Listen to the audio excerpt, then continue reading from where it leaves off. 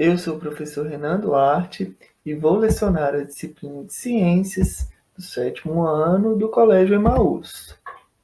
E aí, sétimo ano, tudo bem? Bom, então chegamos aí na nossa última aula sobre os biomas de formações abertas. Vamos ter uma videoaula só para falar de Caatinga e Pampa, beleza? Então está lá entre a página 105 e 111 do nosso livro. Chegamos então, né? O bioma Caatinga, página 105, tá? E uma imagem aí que a gente já viu e eu tenho certeza que vocês não vão esquecer. Cactos. Viu cacto? Lembrou de quê? Caatinga. Qual bioma que é exclusivamente brasileiro? Ou seja, tem caatinga lá na África, tem caatinga lá na Ásia, tem caatinga na América do Norte? Não. Caatinga só ocorre aqui no Brasil. Mais precisamente, vejam só, Ceará, Minas Gerais, uma parte, estado do Piauí, né? E entre a floresta amazônica e a Mata Atlântica. Enfim, só para a gente lembrar que é o único bioma exclusivamente, vejam só, primeira frase, exclusivamente brasileiro.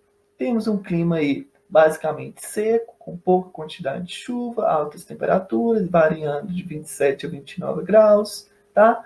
Façam a leitura aí desse primeiro texto, né, dessa introdução da Caatinga e as características da folha. Esse em pratos limpos é importante. Vejam só. Uma planta sem folhas está morta? Pergunta, e aí, está morta? Na caatinga, a ausência de folhas não necessariamente indica que as plantas estejam mortas. Assim como você, as plantas também transpiram, tá? Mesmo quando está fazendo fotossíntese, ela também pode transpirar, tá? Nesse processo, ela pode perder água também, tá? Esse processo ocorre em células que ficam nas folhas do vegetal, da planta. Por isso, a queda das folhas ajuda a reduzir a perda de água pela transpiração. Então, o que acontece, pessoal? Existe um órgãozinho que chama estômato. Preocupa com o nome agora não. Ele abre e fecha quando tem presença de luz. Abre para fazer fotossíntese.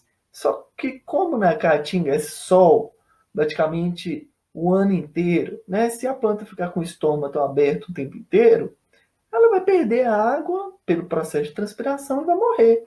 Então, perder a folha é uma adaptação interessante. Eu perco ela, só que eu estou vivo.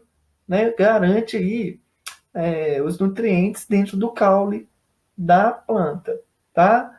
Por isso, a queda das folhas ajuda a reduzir a perda de água pela transpiração. Apesar do aspecto morto, está sem folha, né? Um pequeno corte, um pedaço de caule é suficiente para observar que a planta está viva e que ao chegar na época de chuva, ela vai aí voltar a se desenvolver. Ainda que apresente essas características secas, muito prolongada, podem levar essas plantas a morrer, pois sem folhas não há produção de alimento, não há fotossíntese, tá bom? Uma exceção são as plantas que realizam fotossíntese pelo caule. Então veja só, não há problema em nem perder a folha, porque ainda assim algumas vão possuir essa capacidade de fazer fotossíntese pelo caule, que a gente já falou sobre isso também, tá? Possui estruturas ali no caule que vão fazer com que a planta faça fotossíntese. Dando continuidade, né, a caatinga já foi vista como um bioma muito parecido com o deserto, pobre em biodiversidade. Muito cuidado com esse termo. Pobre em biodiversidade em relação ao quê? Em relação a que área? Em relação a que bioma? É pobre em diversidade comparando aí ao deserto do Saara? Ao Polo Norte? É pobre em biodiversidade comparando a uma mata amazônica, a uma mata atlântica, a um cerrado, tá? Mas a caatinga ela é muito diversa. Há muitas espécies que habita ali. Dentre uma delas, a onça parda. Tá? Então, há biodiversidade sim ali. Ela é pobre? Depende, você está comparando com quem? Você está comparando com Mata Atlântica? Então ela é pobre sim. Considerava-se que havia um predomínio de vegetais sem folhas de alguns lagartos e de insetos. Porém, essa ideia não corresponde à realidade e surgiu um pouco conhecimento que se tinha da flora e da fauna desse bioma. Cerca de 40% das espécies de plantas da caatinga são endêmicas. Pode anotar, endêmico, tá? Centros de endemismo, pode anotar aí também, muito importante. Vai anotar também hotspots, hot de quente, spots, tá? Pontos. Se a gente for traduzir para o inglês, pontos quentes, centros de endemismo. Ah, que legal, hein? Que é isso daí, pessoal? Cerrado, ele é considerado um hotspot mundial, porque ali há um enorme centro de endemismo. E aí, Renan, não entendi nada. Espécies endêmicas só ocorrem ali. Elas só ocorrem naquela região especificamente. É diferente um pouquinho de espécie nativa. Porque vejam só, a espécie nativa ela tem uma percepção maior. A onça pintada. A onça pintada é nativa da Mata Atlântica.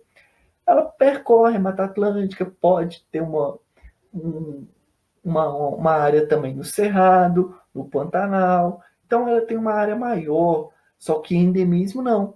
Ela só ocorre exclusivamente dentro daquele bioma, dentro daquela área, dentro daquelas circunstâncias, tá bom?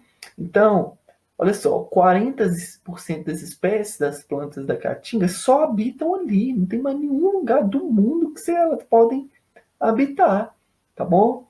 Então, endêmicas, tá bom? Podem gravar aí, escrever aí do lado, né? Que é um tema muito importante e pode ser que caia na prova. Entre as espécies vegetais mais frequentes na caatinga, temos a caatingueira, jurema, diversos cactos, mandacaru, xique-xique, cajueiro, umbuzeiro e o marmeleiro. Os animais típicos da caatinga estão em diferentes espécies de lagartos, cobra, serpente, né? Rato, raposa, sussuarana, tatu, aves como carcará, arribação e o cardeal, tá? Então, aí são algumas espécies que habitam a caatinga. Texto muito importante sobre um pouco mais, né? Esse um pouco mais aí na página 107. Façam a leitura, tá? Diferenciando uma espécie peçonhenta de uma espécie venenosa. O que é uma espécie peçonhenta? Tá? O que é uma fosseta loreal? O que é uma fosseta labial? Tá? Narina. Uma curiosidade, pessoal, que quando a gente estiver estudando ciências, nós não vamos chamar as cobras de cobra. Cobra é um nome popular, tá?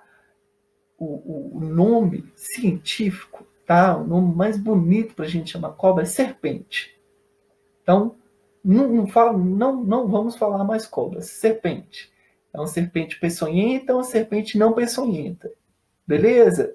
Venenosa, a gente pode dizer que todas são. Algumas são peçonhentas, ou seja, possuem a capacidade de inocular o veneno na vítima ou na presa. Então, a partir de hoje, serpente. Serpente peçonhenta ou serpente não peçonhenta. Faça uma leitura aí, muito interessante, tá? Sobre as serpentes, né? Faça uma leitura aí também, continuação, né? Na página 108. Chegamos, então, nos campos sulinos ou pampa. Apesar de existirem campos em quase todo o Brasil, daremos atenção aos principais campos do Rio Grande do Sul, conhecidos como pampa ou campos sulinos. Além do Brasil, o pampa está presente na Argentina e no Uruguai. Então vejam só, pessoal, como literalmente parece um campo aberto mesmo, parece um campo de futebol, né? Ou seja, tem muita gramínea, só que gramíneas nativas, gramíneas que habitam aquela região, né, por muito tempo. E gado, pessoal, aí a gente tem sempre que lembrar, do mesmo jeito quando a gente fala de cerrado, a gente tem que lembrar do fogo, quando fala dos campos ou pampa, a gente tem que lembrar de pecuária. Gado se alimenta de quê? De grama. Então, no bioma pampa, a pecuária, a criação de gado, vai ter um impacto muito grande, pois eles vão retirar a vegetação nativa, podem retirar, né, para plantar outro tipo de grama. O gado vai pisotear ali a grama nativa, vai matar as gramas que já habitam ali, e daquelas gramas que habitam ali, algumas podem produzir sementes que algumas espécies de aves só comem aquela sementinha ali e não gosta de outra, ele só come aquela, né? Então, além de prejudicar a criação do gado, além de pisotear uma determinada área, vai acabar também matando é, espécies de gramíneas que habitam ali, são nativas daquela região. E acabando com ela, acaba com a vegetação natural, espécies de aves que se alimentavam daquelas sementes poderão perder seu alimento, né? Então gera uma série de consequências. Então vejam só, o inverno no Pampa é frio, totalmente diferente da Caatinga, não é mesmo? Temperaturas que variam de 10 a 14 graus, olha só, bem diferente. No verão as temperaturas ficam de 20 a 23, menor ainda do que a temperatura média da Caatinga. O clima da região é úmido ao longo de todo o ano, porém, o verão a predominância de clima seco. Em áreas onde o relevo é suave e pouco ondulado, a vegetação é formada por campos com matas nas margens dos riachos, chamada de mata ciliar. O que é mata ciliar? Mata próximo de riacho. Bom, vejam só nessa imagem aqui. Aqui é gramíneas, né? Gramíneas aqui. E aqui parece ter um pouquinho mais de árvores de grande porte, não é mesmo? Muito provavelmente porque aqui passa um rio. Pode ser que passe um rio, tá? Então, no rio, as margens do rio, vão crescer árvores. E como que a gente chama essa vegetação? Mata ciliar. Matas nas margens dos riachos ou rio. Nas regiões de serras há uma mistura de campo e floresta um pouco semelhante às florestas tropicais. Um pouco, um pouco semelhante. Se falar aqui floresta tropical, lembram lá no início das aulas de bioma que a gente falou dos biomas mundiais? Que existem as florestas tropicais? E quais tipos de florestas tropicais no Brasil? Qual a pergunta de prova? Veja só. Quais tipos de biomas brasileiros são considerados florestas tropicais? Vai colocar pampa? Vai errar. Pois é, florestas tropicais, exemplos é Mata Amazônica e Mata Atlântica. Por mais que aqui diz, né, um pouco semelhante às florestas tropicais, não iguais. Floresta tropical formação fechada, mata densa, árvores grandes, muita biodiversidade, né? É o caso da Mata Amazônica. Então vejam, a paisagem de Pampa é denominada pela presença de gramíneas e de arbustos, especialmente leguminosas, plantas que produzem frutos na forma de vagem, como pega-pega ou carrapicho, né? E o trevo branco. A fauna típica é constituída, entre outros animais, por aves, como a ema, perdiz, marreco, serpentes, como o urutu, cutiara, jararaca, ratão do banhado, capivara, tucutuco, gato mourisco, entre outras espécies de animais ameaçados de extinção, podemos citar o gato palheiro, mamífero, e a água cinzenta é uma espécie de ave. A devestação de aproximadamente 60% da área ocupada, originalmente pelo Pampa, é resultado do uso de pastagens naturais para a criação de gado e de desmatamento para agricultura de alta produtividade, como arroz, milho, trigo e soja. Lembrando que a maior parte da produção de soja está onde? ser errado em algumas partes da caatinga, tá bom? Desertificação, tá? Um outro fenômeno muito importante, podem anotar aí também, tá? Muito importante que pode ocorrer aí. São impactos ambientais, tá? O desmatamento, queimada, mineração e as variações climáticas são alguns dos fatores que facilitam a ocorrência da erosão. Se o solo permanece exposto, pode ocorrer a perda total de sua camada fértil, tornando a área completamente improdutível. Isso a gente já falou. Esse processo, chamado de desertificação, ocorre com maior facilidade em regiões onde chove pouco e o solo é arenoso, o que dificulta a retenção de água. Então, vejam só, pessoal, a desertificação está muito relacionada aí com o processo de erosão, tá bom? Como o próprio nome já diz, desertificação. Então, olha só, tá virando deserto. Então, como se fosse tirando mesmo. Veja só, ocorrer a perda total de sua camada fértil. O que é camada fértil? Os nutrientes, tá bom? Perda dos seus nutrientes, tornando a área completamente improdutiva. Em regiões como a Caatinga, o processo de desertificação tem alcançado níveis que podem se tornar irreversíveis, né? Ou seja, não tem como nem voltar. Essas regiões estão indicadas como os núcleos de desertificação. Então, a desertificação, pessoal, assim como a erosão, são processos quase simultâneos, né? Eles ocorrem e geram N consequências aí. Como a principal, deixar o solo aqui, ó, infértil. Podemos usar para agricultura depois? Não, pois a camada de nutrientes que estava na região foi levada, né? Então, como que a gente pode combater a desertificação?